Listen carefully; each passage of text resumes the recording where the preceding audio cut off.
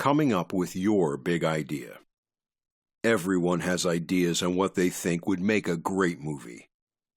Ever since optioning my first screenplay, I'll talk about what optioning means in a later chapter, demonstrating that yes, I have skill. It seems like everyone I know wants me to write their idea into a movie. My inbox on Facebook is constantly filled with messages from people I've known since high school, suddenly trying to reach me with things like, "Oh hey, I've got this great idea for a movie. Feel free to use it." The problem is that these people are not writers. Therefore, 9 times out of 10, their ideas are either stupid, weird, exactly like another movie that exists, or boring. Once in a while, someone will come to you with a good idea, but they're so rare that I'll just go on autopilot and answer, "For legal reasons, I can't work on other people's ideas without being paid to do so." Which is partly true. Last thing you'd want is to have a friend try to sue you because you stole their idea. But you're a writer, right? Surely your ideas are pure gold in unrealized, unwritten form. The problem you have over the non-writers is that your ideas are abundant. How do you whittle down all these great big ideas to figure out what the one movie you should write should be? This is where terms like high concept and marketable come into play. You also need to, at least to an extent, consider the budget of your ideas. So go ahead, take out your list of screenplay ideas. We'll go through and figure out what you should write. Or, if you haven't come up with your great movie idea just yet, hopefully this will help you come up with one. High concept. The term high concept gets thrown around frequently when discussing screenwriting. So what exactly does high concept mean? If you go to dictionary.com, which, by the way, is a supremely helpful resource to always have open when writing a screenplay, and type in high concept, you'll get the following definition. High concept, noun, a simple and often striking idea or premise, as of a story or film, that lends itself to easy promotion and marketing. High concept, noun, A, popular appeal, B, high concept as modifier. Baz Luhrmann's high concept Romeo and Juliet. A simple and often striking idea or premise, as of a story or film, that lends itself to easy promotion and marketing. So just what does that mean? In simple terms, it means this: an awesome story that can be told to someone in as little as one sentence. Later on, you'll be learning about log lines where you'll have to tell your entire story in 1 to 2 sentences anyway. But this is bigger than that. This is a single sentence that's so striking and awe-inspiring that the producer hearing it wants to throw money at you for the right to make your movie. So what makes something high concept? You need something that the person hearing you say this one sentence gets the entire idea of the movie in their head right away. Transformers. A race of giant robots fight in the city. Jaws. A group of men go after a shark that's terrorizing their beaches. The Hangover.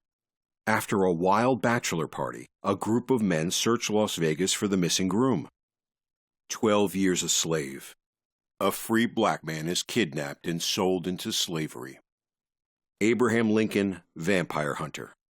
Abraham Lincoln kills vampires. Sure, for all of these movies, there is way more to the story. In Transformers, there's a cosmic power source that needs to be found before the evil robots can get it, and Shia LaBeouf has to balance being friends with a robot and getting the attention of Megan Fox, and there are military implications and a tattered historical past for the robotic aliens and... But the core of the movie, the thing that gets the butts in the seats, is the giant robots fighting in a downtown metropolis. Another method of something being high concept is the this meets that method. There is no such thing as a new story idea. Every story, book, script, etc. that you can think of is a rehashing of something old that just puts a fresh spin on it. Many writers bank on this by saying their movie is this popular movie meets that popular movie because producers will hear titles that made money and see the dollar signs. Source Code: The Time Machine meets Speed. World War Z: Dawn of the Dead meets Contagion. Avatar: Dances with Wolves meets The Smurfs. Okay, that last one was a joke, but you get the point. Knowing that all movies are essentially older stories with a twist, an alternative to the this meets that method is this with a twist. It's the popular movie it's similar to, but how it's different. The Hulk: Jekyll and Hyde, where Hyde is a green rage monster. West Side Story: Romeo and Juliet with a Puerto Rican-American gang war. Get Smart: James Bond with an idiot. So let's look at your big movie idea. Can you do any of the aforementioned things with it? Can you summarize it in a single sentence and make me see the movie in my head? Can you get the point across with a this meets that or a this with a twist? If you can do any or all of those things, then congratulations. You've come up with a high concept idea. If you can't, though, if you argue something like, I can't possibly summarize the plot in one sentence, there's just too much going on, then perhaps you don't have a high concept idea. That doesn't mean it's a bad idea. It just means it might be a little harder to sell to Hollywood. Marketability. The movie industry is often referred to as show business. The key word there is business. The goal of a production company or studio, or anyone else in the industry for that matter, is to make money. To make money, they need something that is marketable. Is your script marketable? It's because of this need for marketability that we see so many remakes, reboots, sequels, prequels, trilogies, and adaptations put out year after year. Especially adaptations. Movies based on books or comic books. These pre-existing properties, book, comic book, the original movie, etc., have a built-in fan base already. Harry Potter was a highly successful book series that sold millions of copies worldwide, so it was a safe bet that those same millions of people who love the books would watch movies. The problem is that you can't write an adaptation or remake or sequel. You're a first-time unknown writer, and adaptations and sequels and remakes go to highly sought-after writers. So, you're going to have to write what's known as a spec script, an original screenplay that's written in hopes of getting it sold or getting you assignments. But you still have to think about the marketability. You may have heard the term four-quadrant film. What does that mean? Well, think of there being only 4 traits for moviegoers: male, female, over 25, and under 25. Obviously, people will fit into 2 sets of those: their gender and their age. The chart would look like this. In the upper left corner, male under 25. In the upper right corner, female under 25. Lower left, male over 25. Lower right, female over 25. Often, movies will fit into 1 or 2 of those quadrants. Most action movies are geared toward the men over 25 quadrant. Romantic comedies are pointed at the women over 25 quadrant. These are commonly referred to as the movie's demographic. You should keep your script's demographic in mind during the entire writing process. Are you writing for men in their 30s? Teenage girls? Children of all ages? It's the last one that will get you the most notice on a broad scope. Production companies are always on the lookout for that 4-quadrant film, a script that will be enjoyed by all 4 quadrants, such as family adventure movies like the Harry Potter series, the Hunger Games series, and many family-friendly Disney Pixar movies. You don't have to write 4-quadrant movies, or even strive to. It is perfectly acceptable to gear your script toward a certain demographic. Horror films, for instance, almost always are pointed at the 18 to 30 crowd to be 4 quadrant, but are usually watched by the male over 25 quadrant. The trick is to keep your demographic in mind. Is it a marketable demographic that will pull in a great deal of money?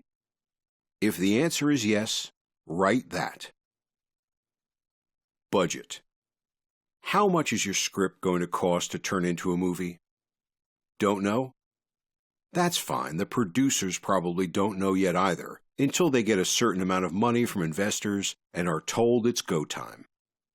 But you should still keep budget in mind, if only just to figure out who to pitch your script to when it's finished. Actors are probably the biggest discrepancy in terms of budget.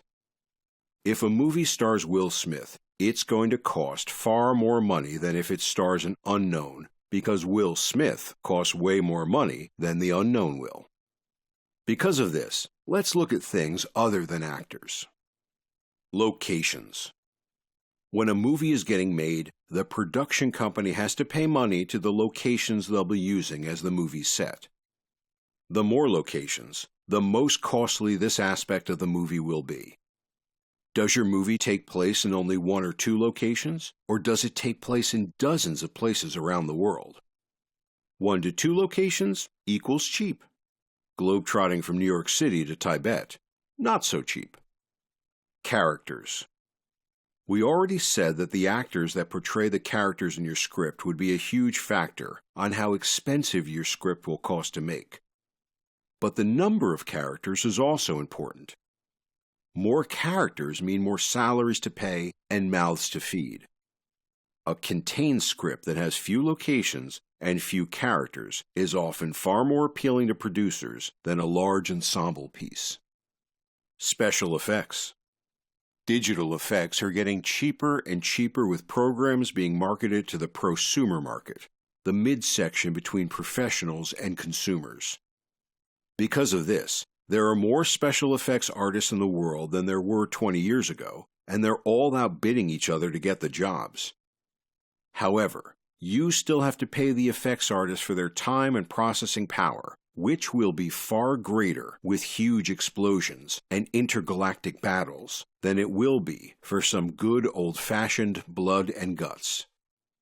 Shooting schedule. How long is it going to take to shoot your script? That's not your job to know. However, you can make it easier on the cast and crew by having a shorter script with fewer locations and minimal practical effects need. The less time spent shooting, the less money is needed. Shooting a 90-page drama will take less time than a 120-page gorefest. So while you don't need to be the one to calculate all these needs and figure out how much your script will cost to make, you should keep them all in the back of your mind while you're writing in an attempt to make it as easy on your script's future producer as possible. Review. I can't tell you what a great idea will be. In the end, you're the one who has to figure out what you're going to write about. My assumption, though, is that you're going to want to write something that will eventually get sold and turned into a feature film. So you'll want to keep all that I've mentioned in mind. As a brief recap, your big movie idea should strive to do all the following. Be high concept. You should be able to paint a picture of your movie for a producer with a single sentence. Be marketable. The ultimate goal is to reach all 4 quadrants, so think about each aspect of your film and ask yourself, is this a movie for boys under 25, girls under 25, men over 25, women over 25? Be budget-minded. You don't have to know how much your script is going to cost, but you should be able to figure out if it's going to be big budget or low budget based on the number of locations, number of characters, amount of special effects needed, and the length of the script. So go ahead, come up with your big movie idea. Try to come up with something that meets as many of those points as possible. If you've got a bunch of ideas already, run them through the gauntlet to see which ones meet multiple producer needs. High concept, marketable, cheap to make, and that will be the script you write. But what do you do once you have your idea ready to go? Do you just sit down and start writing? Well, you could, but you might end up finding yourself stuck along the way.